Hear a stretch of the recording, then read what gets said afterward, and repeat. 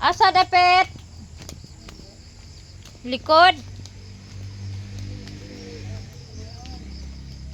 Punuan sa?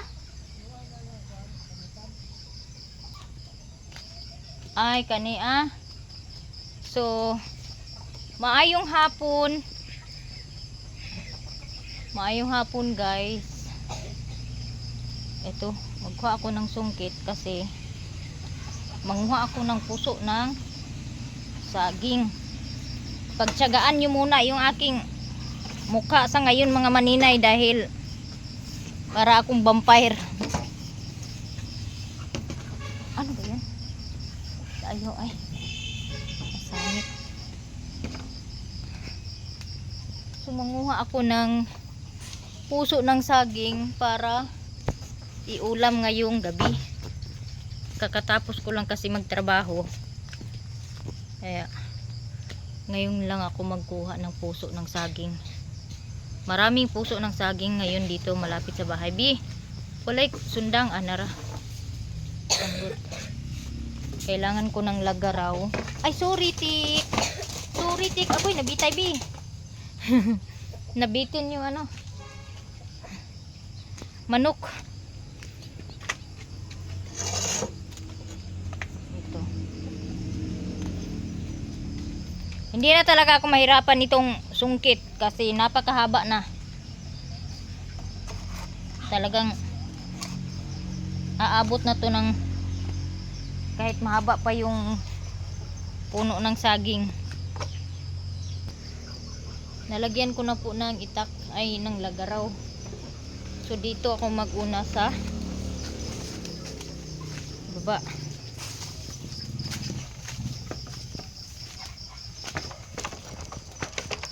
Hindi ko na harvest yung limonsito. Bukas ko na lang i-harvest yung limonsito dahil madilim na po sa ngayon.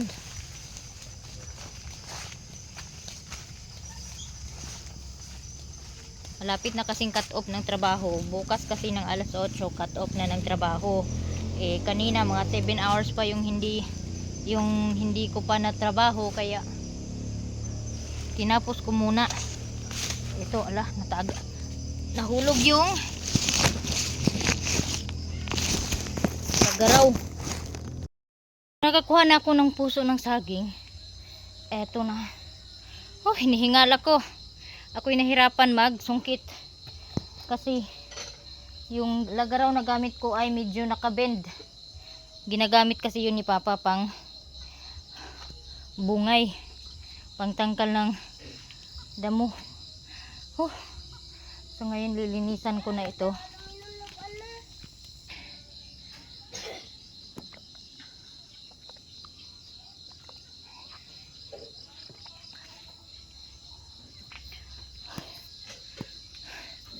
So alam nyo ba, may ang ano pala sintomas ng diabetics is isa din yung natutuyuan tayo lagi, parang tuyo lagi yung lalamunan natin.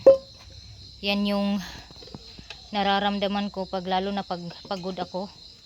So ang ginagawa ko niyan, pakunti-kunti lang yung tubig na iniinom ko, hindi marami.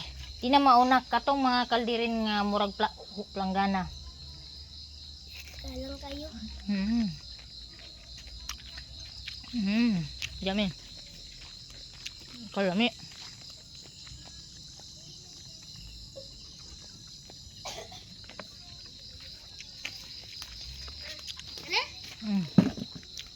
Ang kutsilyo dayon.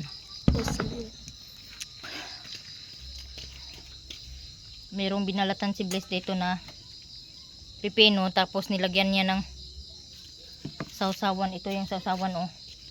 Suka at tuyo. Kasi Basta kay na ingon mo maestra. kay Guys. Ambot gyud tanan sa unsay rason.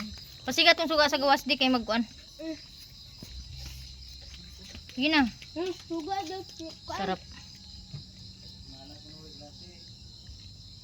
Sa kasi mana? Car?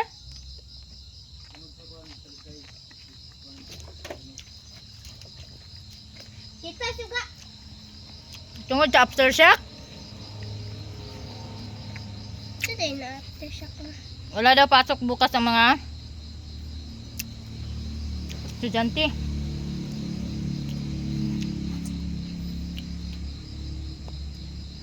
Uy, ang sarap talaga ng sili. Ayun, may ilaw na. Makikita niyo na ang aking kagandahan.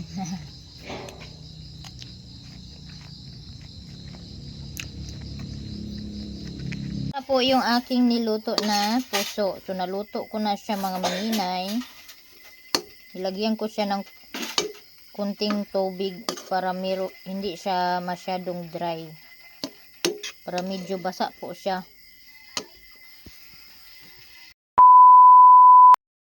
Good morning Philippines. Naku, grabe yung ano kagabi. Grabe yung ulan. Ito naman yung pusa ko. Natanggal na yung cover sa bed ko. Ito naman si Ginger. Good morning. Katabi ko yan lagi matulog. Okay. Akala ko guys, pagising ko may ngipin na ako. Nanaginip ako. Wala pa rin pala akong ngipin. Ako, tabinak. Itong si Kulit, nung mag-ulan kagabi, grabe. Hindi siya natulog. Nagugulat siya. Nagugulat siya pag lakas ng pag naglindol.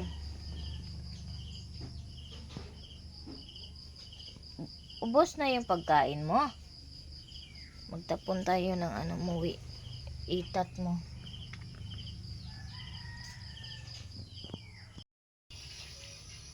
So, pupunta ako ng maaga doon sa garden. Dahil mag-abono po ako ng mulberry. Meron pa kasing hindi na abunuhan ni mama na mulberry. Kaya tatapusin ko. Malakas kasi yung ulan kagabi. Kaya mag-abono ako ngayon. Maganda ngayon maglagay ng abono.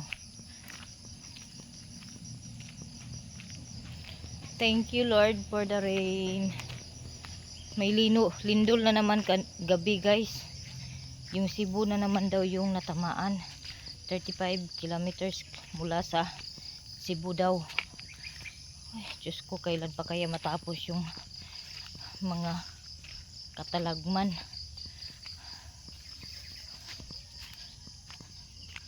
Naku, mahihirapan na ako ng dumaan dito kasi na siya, malaki na yung balanghoy, basa, yamog. Iwan ko muna yung aking tsinelas dito dahil ay naku, basa, ay putik. Nagpaan na lang ako. Ang ginaw pa naman ng mga ng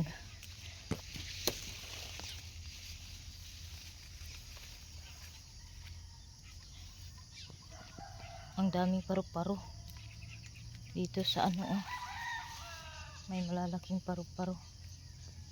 Yun, kailangan yugyugin muna para hindi ako mabasa ng husto.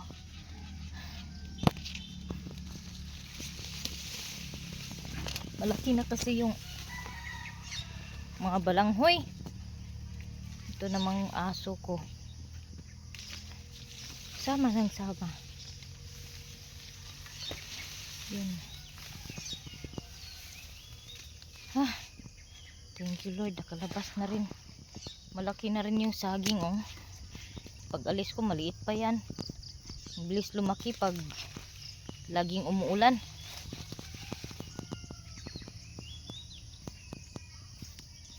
So, andito na po ako sa mulberryhan. Sana makakita ako ng mushroom, mga palangga.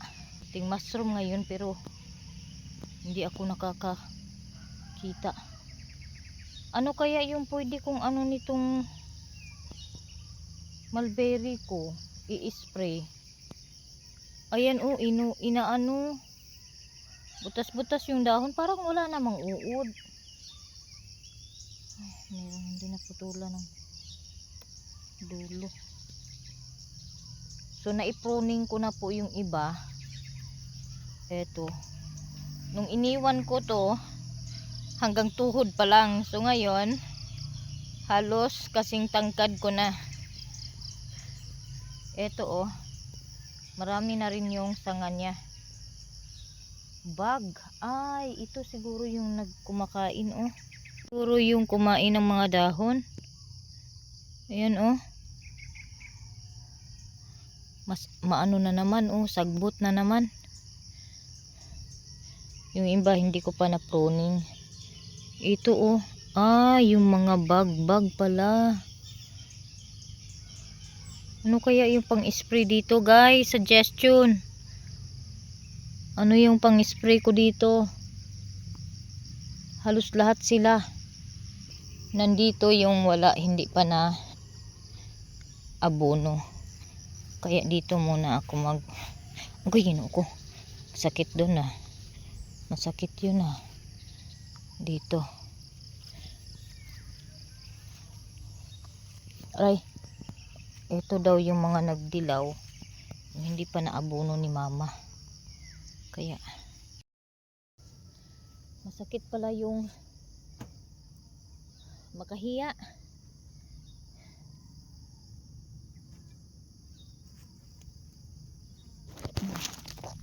Dito ka. Nakapaalang ako. Sabi ni mama, wag daw ilapit sa puno. Kaya dito natin ilagay sa gilid. Mga isang kutsara lang. Urea yata to. O, iwan ko kung anong.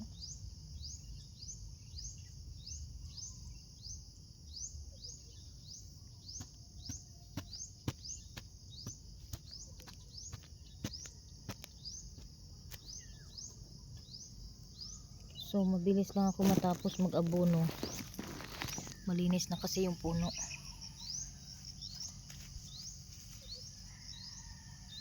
Ito yung pinaka-the best na nagawa ko. Ang magtanim ng mulberry. First time ko itong mag-garden ng ganito. Kaya sana ay i-bless ito ni Lord na mamunga ng marami. Yung mga pinroning ko na dahon, tinanggal ko, pinaarawan ko kahapon, binalad ko kasi gagawin kong mulberry tea. Nag-order na rin ako ng tea bag. So coming na yung delivery ng tea bag ko. And yung dahon ay hindi pa masyadong tuyo. Siguro pag sikat ng araw ngayon, matutuyo na yan ngayong araw.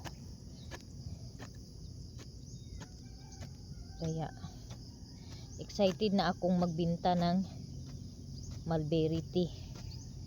So next na naman pag pinagpala to ni Lord yung aking mga tinanim na mulberry, mag-ano na naman ako ng mulberry tea.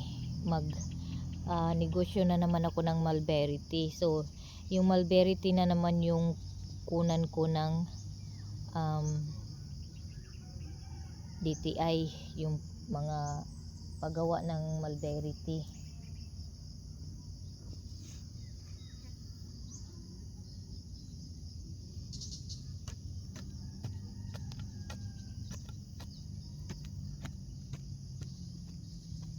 Yun, sa mga gustong mag-order ng cassava chips, pwede pa rin kayo mag-order. Actually, nai-add ko na po yung product ko sa TikTok seller na apps. Kaso lang, ang inaano ko ay kung paano ko na naman siya yung makita siya ba doon, i-affiliate doon sa TikTok affiliator ko yung aking product. Hinahanap ko. Sana po ay kahapon inano ko, nilink ko yung aking affiliator na TikTok, yung black apps ko na affiliate ni binend ko doon sa TikTok seller, sa seller black ko. Kaso nung mag ano na ako, mag add showcase ako dahil merong gusto mag order ng buldak ba yun na ano, samyang na noodles. Hindi ako makapag add showcase dahil parang pag binend mo pala yung affiliate na black ko at saka yung seller na black is parang hindi ka na pwede mag-affiliate, parang promotion yung nakalagay doon, hindi na affiliator. Kaya i-unlink ko, kaso lang kailangan pang mag-antay ng 48 hours. So mag-aantay pa ako ng 48 hours kasi pang 1 day pa ngayon.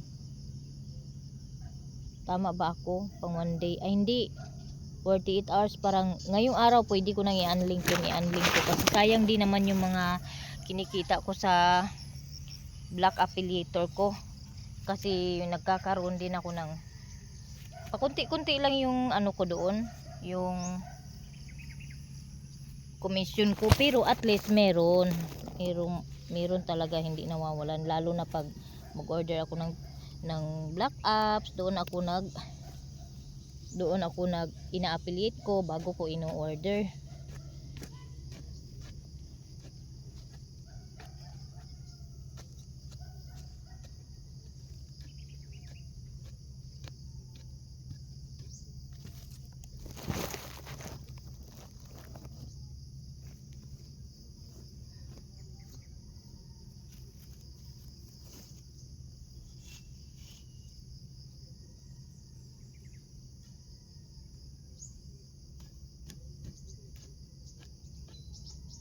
Ay, naabunuhan na yata to. Parang naabunuhan na yata to. Kasi ang sabi ni mama, yung mga nagdilaw lang daw, yung hindi pa nalagyan. Ito, hindi pa talaga siya. Talagang malalaman mo na hindi pa talaga siya nalagyan. Dahil yung ano niya, yung tubo niya ay katulad pa rin nung iniwan ko. So manghiram na naman ako ng mower ng pinsan ko para mower ko na naman to, kasi masyadong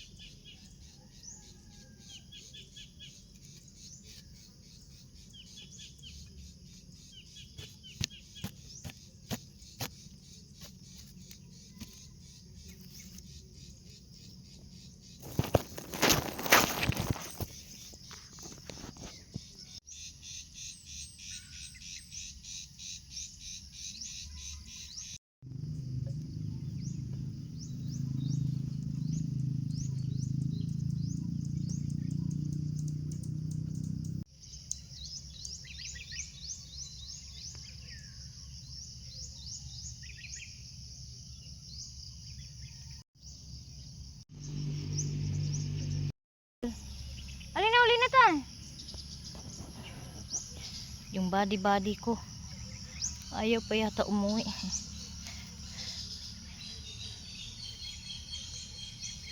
So nalagyan ko na yung mga nanilaw na dahon ng abono. So eto, merong mga bunga dito, maliliit pa yung mga, eto oh, maliit pa, Mahaba na siya oh. Lagpas uno ko na guys. Pag nakaupo ako, halos lagpas ulo na. Yung iba naman sa kalahating ano pa, baywang. Yung maganda yung tubo, lagpas ano na, singtangkad ko na. Siguro dahil may puno dito ng ano, ang tawag dito, yung parang grapes na maliliit yung kinukuha ko dati. Yun yung dahilan kung bakit parang kinakain ng bag yung dahon malapit dito sa puno.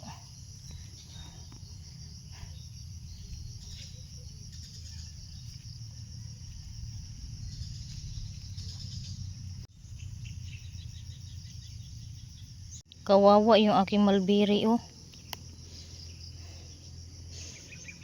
Parang inuod.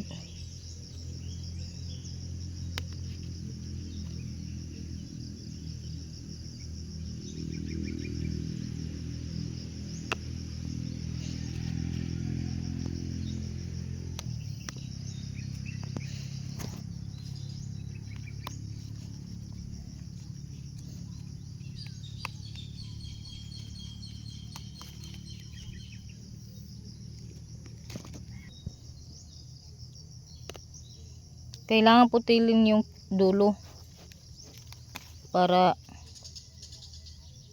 hindi siya masyadong tumaas. Maya na ako mag-pruning, magtanggal ng mga dahon.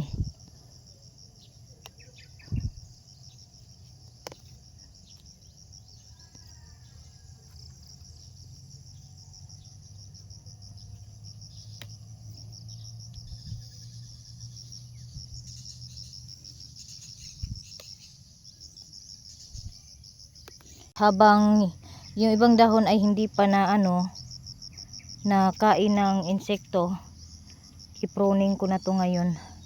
Tanggalin ko na, baka maubos ng insekto yung dahon.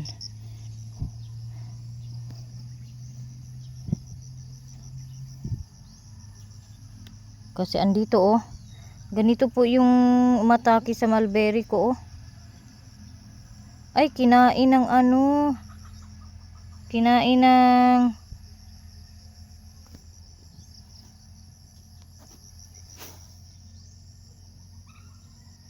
ng gagamba yung insekto.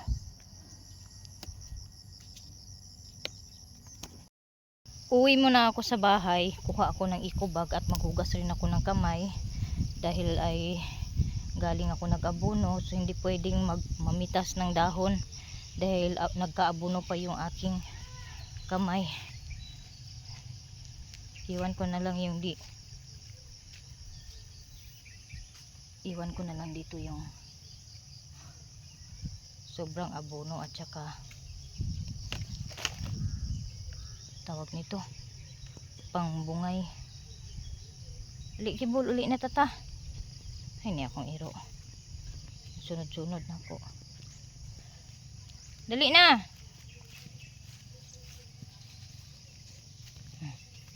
Uwi na rin siya.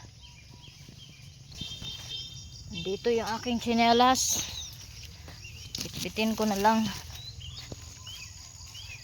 Basa. Ay, inano na, pinatay na pala nila angging yung kamote nila. Andoon. Malinis na.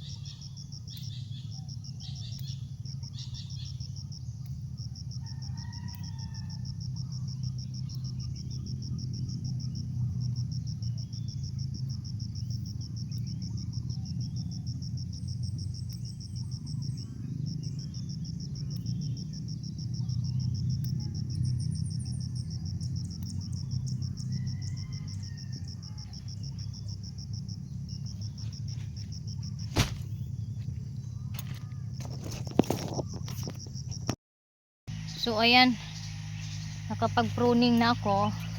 Kaso hindi pa tapos lahat kasi mainit na. Masakit na sa balat yung init. Bukas na naman. Uwi na ako. So meron na akong eco bag dito, isang eco bag na dahon. Huhugasan ko ito bago ko ibilad sa araw. Kasi mayroong mga putik-putik, talsik ng lupa.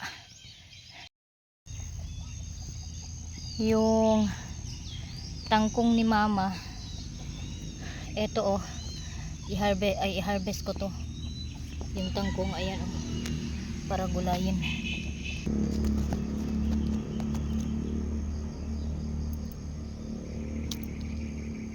Kakain pa naman to eh.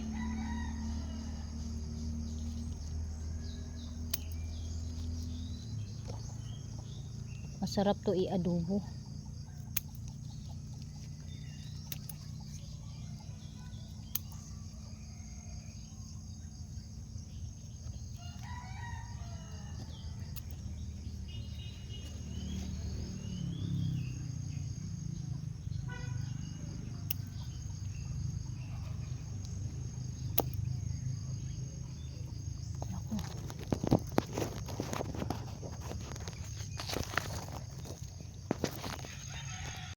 So,